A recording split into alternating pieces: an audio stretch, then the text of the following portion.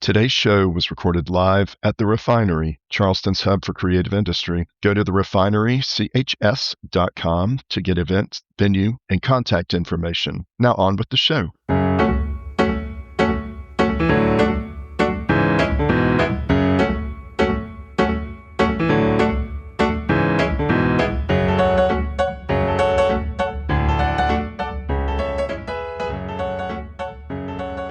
Hey, everybody. Welcome to the Shrimp City Report, Charleston and the Lowcountry's #1 podcast for leisure, entertainment, and living.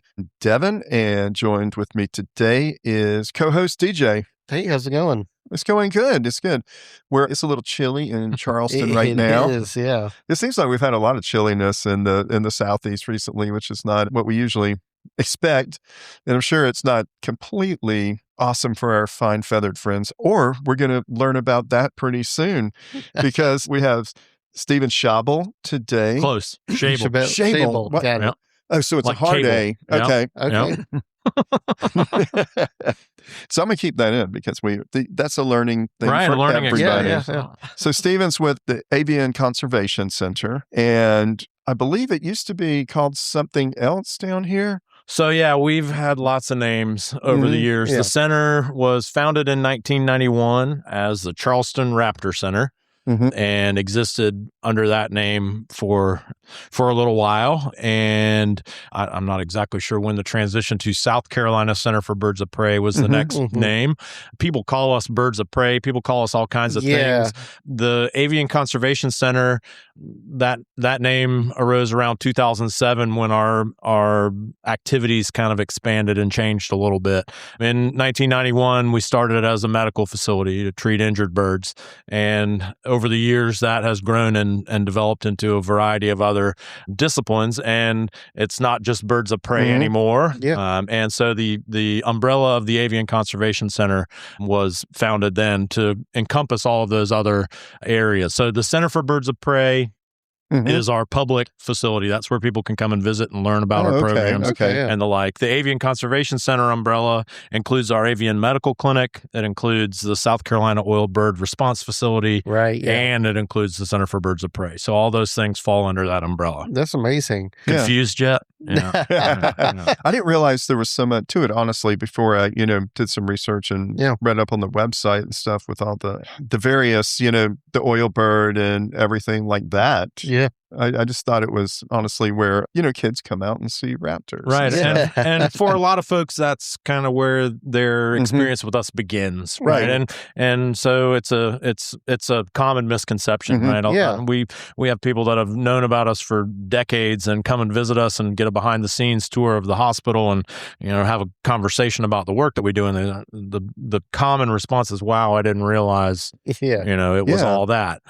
So there's a lot more to it than just a fun program with birds, but that's certainly, again, a big part of what we do. Okay, cool. Right. But Stephen, you yourself are like a Charleston, or are you South Carolina native or Charleston native? So depends on who you're talking to. Right? Did you go to high school here? Right. So I always, growing up, I was always told if my grandparents weren't born here, then I'm technically not a native. Yeah. I was not born in Charleston, but I've lived on James Island since 1976. So Then that counts. That definitely. I consider myself a local.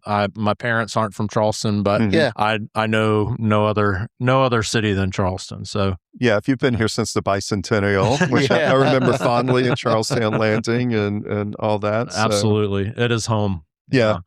We pretty much, we've had this discussion a lot as far as it's to the point in Charleston where if you went to high school in Charleston, you're pretty much a native now. Yeah. Right. Yeah. Right. Middle schools. Right. I went to first grade in Charleston. I went to kindergarten in Charleston. Okay. Yeah. Well, then that absolutely cements Been here you. since I was 2.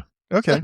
That's a little bit of scratching on the background. What was your path to becoming what you do now with the center? To quote the Beatles, it was a long and winding road, I guess, right? Yeah. So I grew up on James Island. I went to Porter Gaud from first grade through high school. Had a lot of great teachers there, a lot of folks that kind of inspired me towards science and always really enjoyed nature. My father, we grew up outside, right? I was a stereotypical 80s kid that, came in when the street lights came on and that kind of thing, right? Outside doing my thing. And so kind of had an interest in science all along.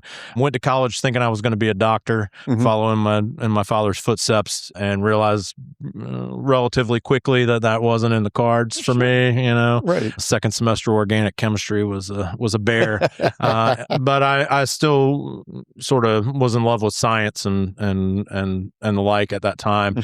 And over the summers in college, I was working at Camp St. Christopher out on Seabrook Island. Yes, very familiar. And kind of had some life-changing aha moments there where I realized that I thought I wanted to be a teacher. I really liked working with kids. And so I shifted gears from going to college for biology and pre-med kind of stuff to going to college for education. And I completed my degree in education with student teaching at the College of Charleston. Okay. Student taught at Goodwin Elementary in North Charleston. Yeah. Had a really great experience there. Some really awesome teachers that helped me to understand a little more about teaching in a classroom. But I also realized that teaching in a classroom wasn't for me. There's a lot. There's something, and I tell teachers this all the time. There's something that I think that teachers have that is super special, and I don't have it. It's that ability not only to balance the fun part of working with kids and that really rewarding part of working with kids, but to deal with the bureaucracy and the parents and all of the other stuff that goes along with that. So teaching wasn't it, right? So that was 1997 when I graduated from the College of Charleston. At the time, a friend of mine was playing music in bars around town, and I had played the guitar a little bit and had recently picked up a mandolin, and this friend of mine said, "Hey, you want to come play music with me in bars?" And I said, sure, sounds like fun, right? I don't have anything else to do. So for 3 or 4 years, I played music as a job. Right. It was a trip on my path. All the bars around town. We did a little bit of regional touring and had a great time doing that and learned a lot doing that as well. But for a third time, realized that wasn't for me. And at that point, I was in my mid-20s, and I decided I was going to go back to school and maybe explore some of the science a little bit. Got into a graduate program at the College of Charleston in environmental studies. And when I started that, I thought maybe I'll be a field worker, field researcher, go study birds out in the marsh. And that was really attractive to me. But one of my professors who was very influential in guiding me in that path, said, I want you to work on this project. I think your background in education would be ideal for being sort of a science communicator. And so I went to work teaching as a graduate student, teaching people in the community about a project that happened here in the Lowcountry. A lot of scientific research on estuaries and water quality and oyster health and things that are obviously useful to normal people, but maybe not quite understandable if you don't have a scientific background. So my background in education and my background in science made me a good candidate to kind of translate that science to normal people's stuff. And so in graduate school, that was my focus. And when I finished graduate school in 2003, in my last semester, one of my classmates knew kind of what my path looked like and what I was thinking about doing. And she was volunteering with this organization at the time called the South Carolina Center for Birds of Prey. And she said, hey, this place is looking for someone to run their educational programs. Maybe you ought to look into it. Could be a good fit. And that was 23 years ago. So that's how I ended up doing what I'm doing. And, never would have thought that I would have been working with animals or training animals or doing any of those things. But the science education part has always been my passion. And the mission of the center really resonated with me at the time and still does to this day. So for the last 23 years, that's what I've been doing. Yeah. So you are the director of education, correct? So we can make it official on this podcast. Technically, I am now the president and CEO. I look down at my name tag. Oh my gosh! I have been promoted for the last 23 years. I've been the education person. Right? I was a director of a department of one when I started in 2003, and I've worked in that realm since then. And as of February 1st, this past week, weekend, I have assumed the new role of president and CEO. Our founder, the guy that started the center, Jim Elliott, he's been with us since 1991. It was his idea. It's something that he has overseen the growth of for the last 35 years now. He has stepped into an advisory role and remains with the organization, kind of helping us through this transition period. And so, it's exciting. It's a different, it means a lot of different things for what I will be doing on a daily basis, but certainly exciting nonetheless. But that's a testament to your 23 years that they respect and believe in you enough to hand this off. And it shows their support of like education as well. Absolutely. Yeah. It's a critical component in what we do, you know, and again, looking at all the different things that the center does, obviously I'm a little biased because of my experience and where I've been working for these years. But ultimately, if we're going to do anything about these problems that we're identifying in birds, right? And really, we didn't talk about this yet, but the work of the center, the idea is that birds will tell us what's happening in the environment, right? If we pay attention to what birds are saying, right, through their populations, through the problems that they're facing, through their behavior, through changes that we see, we're going to pick up on problems in the environment that might ultimately affect humans, right? And we're going to pick up on them early because birds are so sensitive. So if we're going to do that and do it well, education is arguably the most critical component.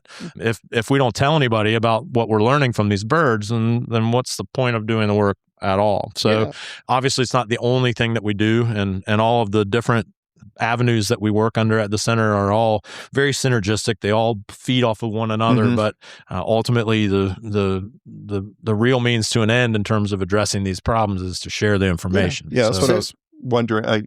Go ahead, Dan. Yeah, you had highlighted these programs earlier, just some of the stuff you do, like the captive propagation medical clinic and then oil treatment. Can you go a little bit into depth about what these programs, how they contribute? Yeah. So again, if we rewound to 1991, we started treating injured birds because Jim and some others that he was working with saw this need in the community, right? Red-tailed hawk gets hit by a car, osprey gets tangled in fishing line, bald eagle gets shot, all these problems, and no one was doing anything about it at the time, right? And arguably the problems are 99.5% human created, right? It's all anthropogenic. We're creating these issues. And his idea was, and it was not a unique idea at the time, but unique to the area. He went and studied with other organizations, the University of Minnesota, the Carolina Raptor Center in Charlotte, went and learned from what they were doing and started this medical facility here in Charleston, right? To provide medical care to these injured birds. 8 patients in 1991, right? Since then, that hospital has continued to grow.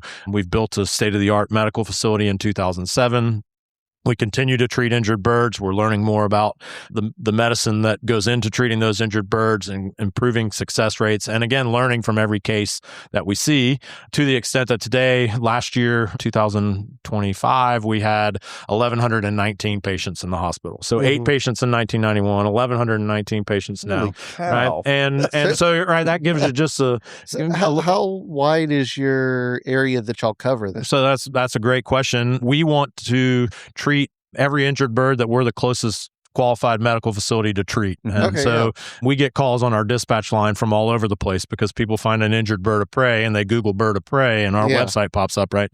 And so our dispatch person has the task of saying, okay, this call is from this location. Are we where that bird needs to come? Right. Most of our birds come from sort of the I-20 east to the coast. Okay. So if you get much west of I-20, the Carolina Raptor Center in Charlotte is maybe a closer option. And so most of the birds from the coastal plain of South Carolina, but all the way from eastern North Carolina. We deal with a lot of birds from southeastern Georgia. If you looked at the numbers all broken out, most of our birds come from Charleston, Berkeley, Dorchester County, right? Yeah. We're a Charleston-based organization. But that being said, we want to be the resource for any bird that we are the closest medical facility to treat them, right? Okay. We don't treat every bird. We realized very early on that there were limitations, right? There's husbandry limitations, facility limitations, the financial limitation, obviously. So we started with birds of prey, the raptors, the hawks, the eagles, falcons, owls, vultures, kites, osprey. And we have since expanded that to include wading birds and shorebirds, water birds, things like pelicans and egrets and the like. Much of that change came out of the initiation, I guess, if you will, of the South Carolina Oil Bird Response Facility. That's another, it's kind of a spinoff of our avian medical clinic. It's if we're looking at physical plan of the center, the building, the South Carolina Oil Bird Response Facility is a component of our hospital, right? That was built to deal with birds in the event of an oil spill. Okay. So I was wondering what that was. We knew, based on experience and on just sort of common sense, that the birds that were going to be involved in an oil spill were probably not going to be eagles and falcons and hawks. They were more likely to be pelicans and herons and egrets and loons. And so that's where we branched into those birds as patients. That facility was actually built with mitigation bank funding from an oil spill that happened in Georgetown in 1999. So to say that so y'all had to jump on that. Right. Yeah. It was one of those things that there was an opportunity, there was some funding from a spill that had happened, right? This is not hypothetical that we're going to have oil spills in South Carolina that are going to affect birds. Right? We're a port city here in Charleston. We're surrounded by port cities in Savannah and Wilmington, and all of this port activity. The likelihood that we're going to have a significant spill is there. And the idea was to utilize some of that money to build a facility to be prepared to treat the birds when the spill happened. So it's a little different than the model that they typically use, but it's a good one. It's terribly diverse. Many questions come to mind. Number one, how do you practice triage of the birds? You said that you can't, take care of all of them. Right. I assume some are so foregone that you can't do anything, but I assume everyone's trained in that kind of awareness. Absolutely. Yeah, plus the amount of space, because it's not like you keep them all in the same room, Right. Absolutely. So our medical staff, we have some of the most amazing people that you will ever meet that work for us at the center. That's just a broad net, but our medical staff are all trained avian medical professionals. We have a clinic staff that is trained to do that triage, right? Bird comes in. Sometimes it's obvious, right? There are cases where we know by looking at a bird that there's nothing we can do to treat it, right? Maybe it might even die on the way to us, right? We're still looking at that as an opportunity to learn, right? What lessons can we take from this? What information might we glean? But then it comes to diagnostics, right? Just like you would use in a human hospital, right? We have radiographs that we take and examine those birds, right? The one of the challenges with birds is stabilization can often, sort of the fact that they're in shock can often prevent you from treating them effectively, right? So a bird may come into our medical facility and may sit in a quiet room for 8 or 10 hours intentionally, right, before we do anything, right? Because if we were to take it out and put it under anesthesia and try to take a radiograph, we might kill it in the process, right? So there is most certainly a triage process, right, that says this is a bird we could do something for. Maybe it's not. We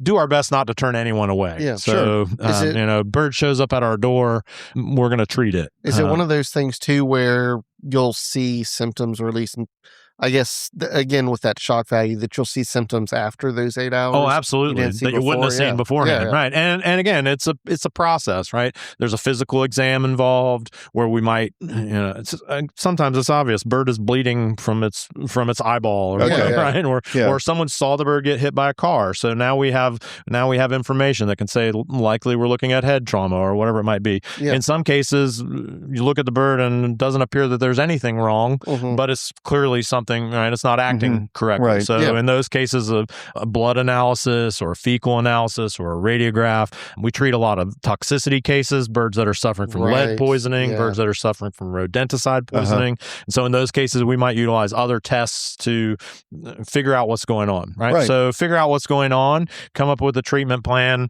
and work that treatment plan. Okay. It's a testament to also human beings that will come and bring a bird in. So that warms my heart that people care if they, actually hit a bird or something. It's huge. It is. With that, we're going to take a quick commercial, and we will be back in a second. Hey everyone, we really want to encourage you to visit the Refinery in Charleston, South Carolina. The Refinery is a beautiful mixed-use facility that's home to upscale office space, 2 restaurants, the Limbo Lounge, and an amphitheater that hosts national, regional, and local acts year-round. We cannot recommend it enough. Go to therefinerychs.com to get event and venue information. You can also go to the site to learn how you can even book the spaces you want for your own event.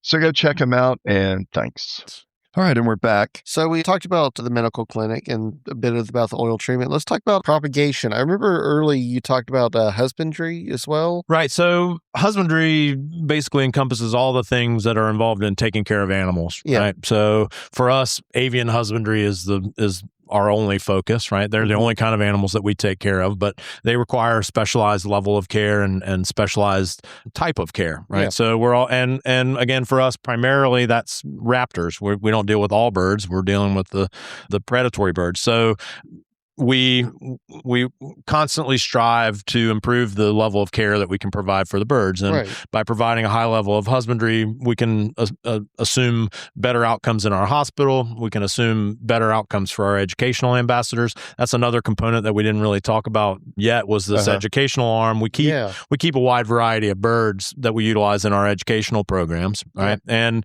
your question about propagation, that's another sort of conservation activity that we undertake at the center, also known as captive breeding, right? Breeding animals under conservation circumstances. And we know that that's a valuable tool in a variety of ways. I'm sure many of your listeners are probably familiar with programs like the California Condor Reintroduction Project in California, or the Peregrine Falcon Reintroduction Project. The idea being that bird populations or animal populations decline in the wild for a variety of reasons. One of the ways to help those populations rebound and recover is to release animals from captive propagation circumstances, right? And it's a great tool. It works well in a lot of cases, but it's a tool that requires understanding and knowledge and practice, right? It's not something that you just, and it's something that unfortunately in several instances we've run into, in the big royal sense, we've run into problems with, that a crisis happens and we don't know how to breed that species in captivity, right? And so then you got to figure it out,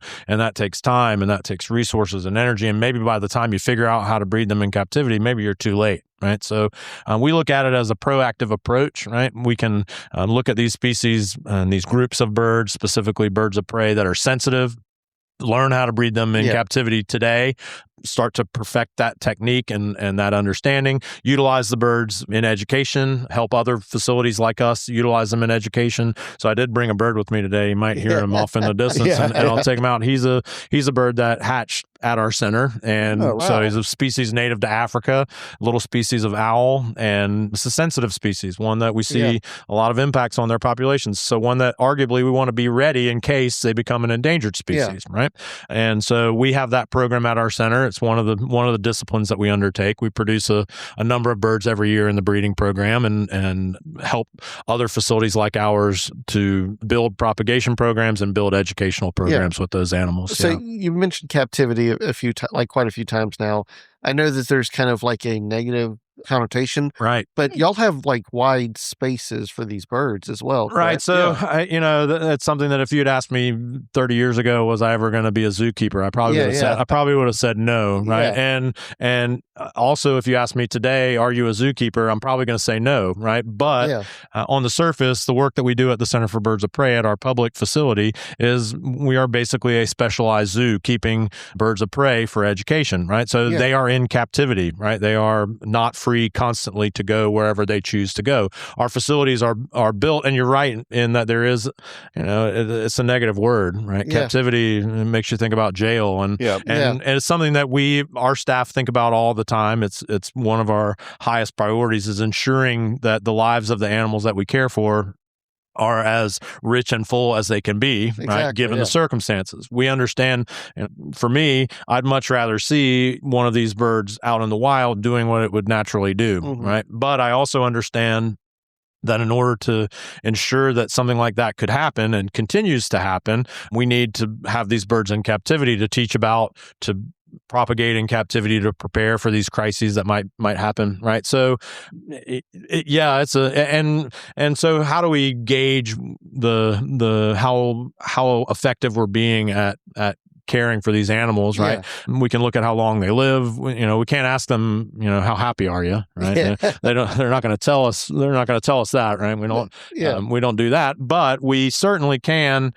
Hopefully. That one. There it is. Okay. We certainly can look at other indicators that tell us this animal is content at the very least, right? Yeah. And long-lived animals. We have some birds in our educational collection in their 50s, nearing their 60s, right? These birds that live a long time, right? And that's surprising. I had no idea. And the fact that they reproduce under these circumstances, right? Yeah. That tells us that they're comfortable enough to do one of the most private things that birds do in the wild, right? They have the resources, right? We have enriched their lives to the extent that again, it's not what I would prefer, but it's a necessary evil, if you will, of the world of conservation education. We look at these birds as incredibly valuable educational tools. Right? Exactly. They open the door to all kinds of lesson sharing, right? And I tell teachers this all the time, that my job is so easy. It's the easiest teaching job in the world because I have a bird on my glove, and all of a sudden everybody's paying attention to me. Yeah. Right? I could tell you whatever I wanted to tell you. I could talk about whatever bad things you're doing that are causing all kinds of horrible problems. Yeah. You wouldn't listen to me if I didn't have a bird. Right? You'd be like, oh man, this guy's just telling me how I'm a bad person and I don't want to hear it. Well, again, I'm not telling anyone they're a bad person, but we do talk about a lot of things that are challenging to talk about, right? Yeah. Activities that humans are undertaking that are causing problems for wildlife. Nobody likes that, but the birds give us that platform to build that on, which is invaluable. It's one of those things that we couldn't do this job without it. For the education, is it all in-house, or do you have outreach? Do you go to schools? And great question. Yeah. So when I started in 2003, all of our programs were outreach programs. So part of my job in those early days, we had a van and we have these birds that travel, and the birds and I would go to schools throughout the Lowcountry. We see tens of thousands of students every year in their classroom, and we continue to do that to this day. There are a lot of teachers that really depend on us coming to their classroom. It's a resource that they might not have access to buses and time to get to us in Allendale. Obviously, we'd prefer everyone come see us in our home. It'd make our job a lot easier, but we do outreach programs throughout the community, schools, civic groups. One of our educators was up in Huntington Beach today at a birding festival. Our educators are out all over the place. During my career, I've done outreach programs as far away as New York City and Philadelphia in conjunction with other programs that we were working on. So outreach is and I think always will be a part of what we do. Right. So DJ, isn't there an event coming up in Charleston that's pretty popular? I mean, obviously the owl. Speaking of outreach. The owl in the room. Yes, Seaweed is next week, right? Absolutely. Yeah. Yep, Seaweed is next week. And for us, that's like the ultimate outreach program. Sure. Yeah. We've been participating with Southeastern Wildlife Expo for 20 plus years now. It's an obvious pairing, right? Yeah. We work with wildlife. They're a wildlife-centric festival. In the last 20 years, we've been doing flight demonstrations as a part of Southeastern Wildlife Expo. That's one of the unique components of our educational work, right? It's hard to express what it looks like in a podcast format, right? But it's another one of those ways we can enrich the birds in our educational collections' lives by letting them go and do what they would do naturally, right? And a great way to get people's attention and talk about these issues. So we do flight demonstration programs as a part of Southeastern Wildlife Expo. We'll be in Marion Square throughout the weekend. We've got a tent. We basically pack up all of our operations in Allendale and move to Marion Square for the weekend. Is it one of those things where y'all have gone through it so much, it's easy to plan for now, or is it still planning? I don't think the planning is ever really super challenging. Yeah. It is. I would say it is a challenge to try to come up with new things to add to our program. Yeah. Okay. It's we've been doing a very similar program for Seaweed for years, and it works. And there's no reason to, if it ain't fixed or if it ain't broke, why fix it, right? Yeah. But people like to see new things. Sure. I think the most challenging component of CWE is the fact that it's really difficult to practice for. Right. So we do flight demonstration programs. We fly birds in preparation for those programs on our campus every day. Right. It's a huge part of our educational team's daily work is training these birds for demonstrations. So doing a flight demonstration program on our campus in Allendale is almost a reflex kind of behavior. Sure. Right. There are all kinds of variables that go in there. A bird can still fly away. And do y'all have specific birds then that are already trained? So we have a team of birds that we train for demonstrations. Yeah. So our educational collection is about 110 birds, right, from all around the world. And about half of those are birds that at some point in their lives are trained for flight demonstrations. And at any one moment, so if we were to look at our flight team today, we would see about 25 or 30 birds on that list that we're training actively every day to do these free flight programs, right? So today at Huntington Beach, there are birds flying free there. And next weekend at Wildlife Expo, there will be birds flying free there.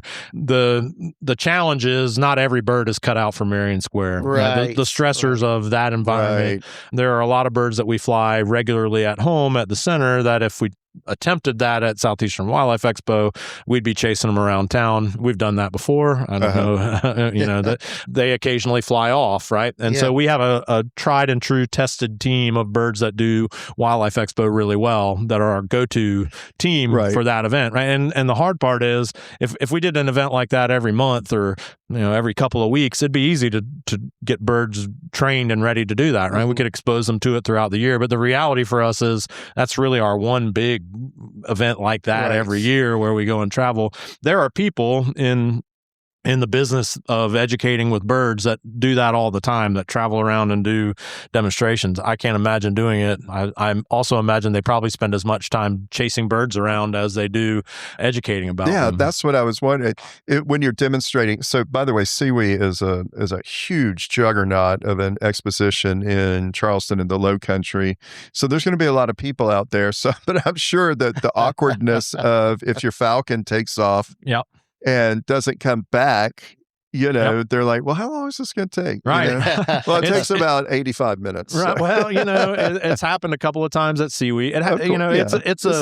It's a risk that we know is present. If you're going to let an animal loose to do what it wants to do, it may choose to want to fly away or go away. And so we know that's there. All the birds that we fly wear radio transmitters. So when they fly away, we have a way to track them. And we have had a couple of falcons fly off during Southeastern Wildlife Expo. And we've had to track them down.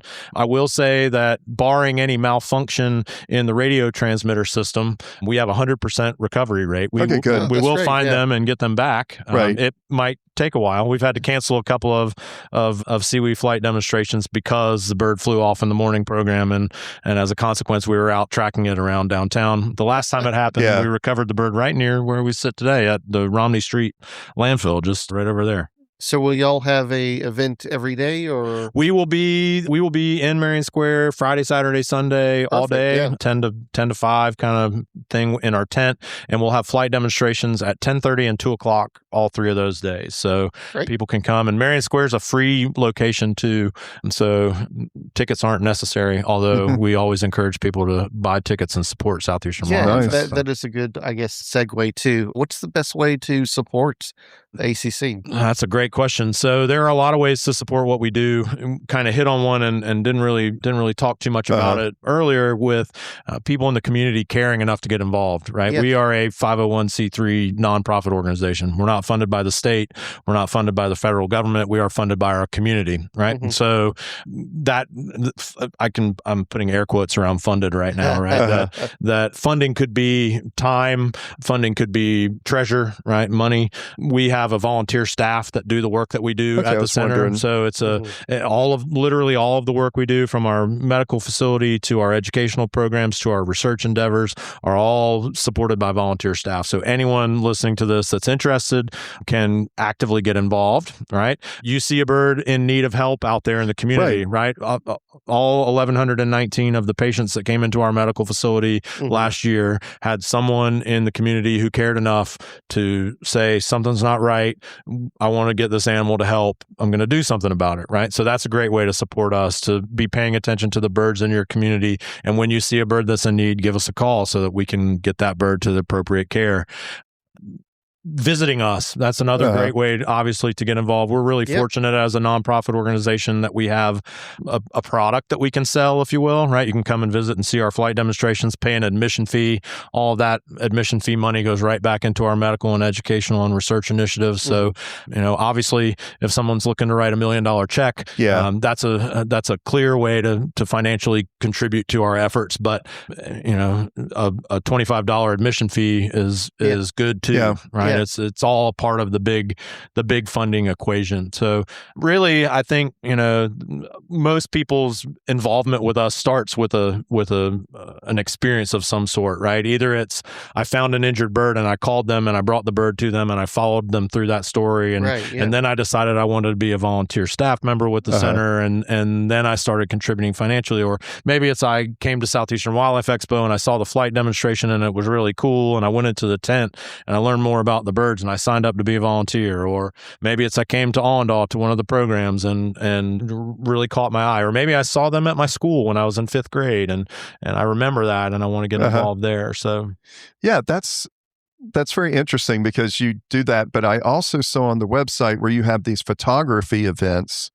Absolutely. That's very cool because I'm sure like a lot of artists and whatnot would want to go out there and take photos. Absolutely. So I don't know if you're familiar with the podcast or the television show Portlandia.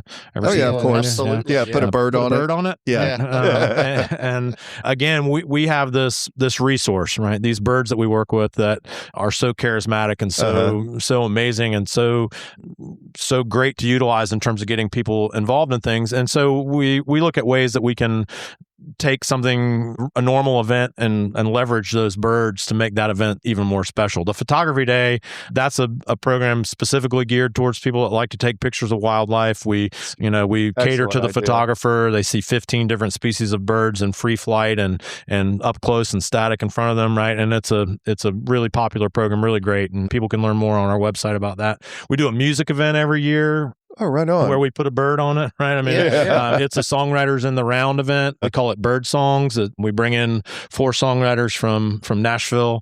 Philip Lammons from the Blue Dogs. You may be familiar with the Blue Dogs. Philip, of course. Philip organizes this, and the songwriters sit around and sing their songs. That's amazing. And we have birds flying and bird-themed things happening throughout the evening, right? So a music event with a bird on it. Yeah. Any way that we can take, we do an owl program, an Owls by Moonlight program, which I saw that. I sometimes describe that as a cocktail party with owls, right? It's an evening event where people come and learn more about owls and see them in flight. And, right. And again, it's these events are made even more special by the location and by the animals that are involved, and they're all educational. Bird songs is kind of hard to make that super educational, right? That's more. It's just fun, and it's fun and music. That is a fun outreach. Speaking of owls. And then we'll get on to meeting your friend. Yeah. Yes. In our house, backyard, water oak is humongous. The owls have been in there raising a hell of a racket recently. So when you hear several of them kind of owling, hooting, or whatever, they screaming at each other in the evening, we're like, man, are they getting in a fight or what's going on? Is that just natural Quite owl possibly, stuff? Right. So I suspect you probably have barred owls based on what you said there. We only have 4 owl species in South Carolina commonly that breed here. The great horned owl and the barred owl are the 2 most common. Okay. And 2 that are most likely to be in your backyard. The eastern and that you would hear. Mm-hmm. And then we have the eastern screech owl and the barn owl, like the building, right? Okay. So barred owls, very vocal, hooting back and forth, right? That hooting sound is adult owls communicating to other adult owls. Yeah. Okay. Right? So I'm an owl and I'm an adult. What do I have to communicate with other adult owls about? Couple of things, all adult content, right? They're either talking about breeding or they're talking about competition. So when you hear those barred owls in a big group kind of going back and forth, vocalizing and highly variable, they're the ones that say, who cooks for you all. That's exactly. And some combination of those phrases, right? Right. Right, caterwauling, they sometimes describe it as. that's an adult owl talking to another adult owl. Maybe saying, hey, I'm over here. You want to come mate with me? Maybe saying, hey, I'm over here. This is my territory. Don't come over here. We're going to have a fight. Right, yeah. Usually we hear it a lot more in the fall and winter, right? So the fact that you're hearing it right now, this is breeding season for owls. They're laying eggs as we speak. Some owls probably already hatching chicks here in South Carolina today as we speak. So they're a little ahead of some of the spring breeders, but that's what you're hearing. Okay, fantastic. And it's throughout the Lowcountry, right? I mean, you'll hear them all over the place, which is fantastic. But only really during that window, right? Your backyard gets a lot quieter in the spring and summer because the adult owls don't have anything to say to each other anymore, right? It's not breeding season anymore. We're not as worried about competition. We may have a nest that we want to protect the location of. Don't make any noise. Yeah. Okay. Let me get this guy out so we can talk about him. Yeah, let's do that. So I can tell you a little bit about him, and there's some video here. So I'm assuming you'll put this on your website or somewhere, so that people can, not just imagine the owl. And I'll get him close to the microphone so you might hear him. This is a bird that hatched as a part of our conservation breeding program at the center. He's a member of our educational team. He does educational programs in schools and the like, and obviously things like this. This is a species native to sub-Saharan Africa, so not a bird that we would see in South Carolina. One of the interesting components about our educational collection is that about half of our educational ambassadors are birds from other parts of the world. It's one of the ways that we can encourage folks to come and visit us, right? It's cool to go someplace and see things that you might not see otherwise, right? It's also a way for us to talk about some of those conservation issues that are not necessarily unique to South Carolina. It's a species called a white-faced owl. Beautiful. Name for that white rim around his eyes, right? That's one of the group of small owls that we sometimes call the scops owls or the screech owls. So here in South Carolina, we have the eastern screech owl, which is a really similar species to this in most respects. The light colored eyes, the little plumicorns or feather tufts on the top of the head that help him with camouflage. Again, a very similar bird to the one we have right here in our own backyard. Also important to note that this is not how a normal owl would behave under these circumstances, right? And so this is a very special animal that was trained and raised in a way specifically to do this job that he does, right? If I brought a eastern screech owl from out here, arguably there's probably one within 100 yards of us here where we currently sit. If I brought that wild bird into this circumstance, it would lose its mind, right? It would be under so much stress that it could be life-threatening to the animal. This guy clearly not under a whole lot of stress. He's checking out the room. He's making some vocalizations. He was raised specifically in a way to encourage him to be comfortable doing a program like this. So is this like the average adult full size then? This is full-size adult northern white-faced owl. So he weighs about 200 grams, a little less than half a pound. Again, our eastern screech owl, a little smaller, but pretty similar. You might hear him making a little noise, that little sort of whiny sound that he makes.